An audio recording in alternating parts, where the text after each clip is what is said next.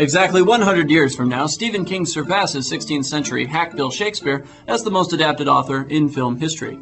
Today marks the 109th time.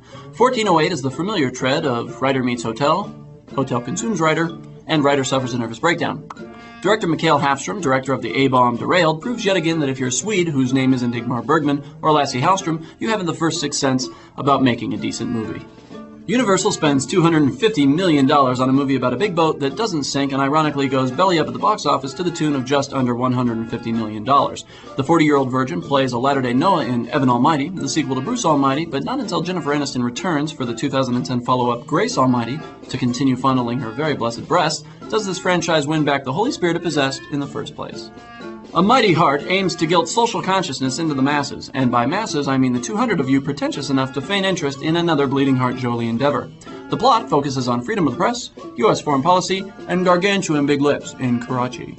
Rounders director John Dahl orchestrates Ben Kingsley's most Gandhi-esque performance ever. You Kill Me is a hitman comedy that will pass over the heads and cities of Middle America like the Hebrew angel of death.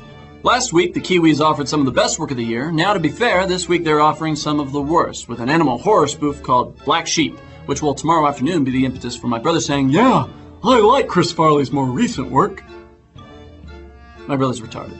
Following her father John and brother Nick, Zoe Cassavetes has helped her family join the company of tri-directional families like the Kasdans and the Coppolas with her second feature, Broken English. And a not-so-side note, the rival Kasdan family will be announcing plans to remake Killing Zoe in 2008. Also out this week, Mormons rage in the sequel to Red Dawn, September Dawn, featuring more good times and oppression on American soil. How they ever got out of their cages, I'll never know. And how they got Jolie's Papa Voigt to lead the massacre will also remain a mystery.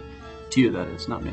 That's all this week. I'm Charlie Baker, Cinema Psychic. And for those of you who can spot all 4 Jennifer Aniston connections in this week's episode, I will award with a special psychic shout-out. Wait a minute, let me take a quick look. Tommy in Tulsa, Joshua in Jacksonville, and Dick in Des Moines. Good job, little psychics, and I'll foresee you next Friday. I'm sensing the show is over. It's gonna be a lot of this. Recording. Yeah.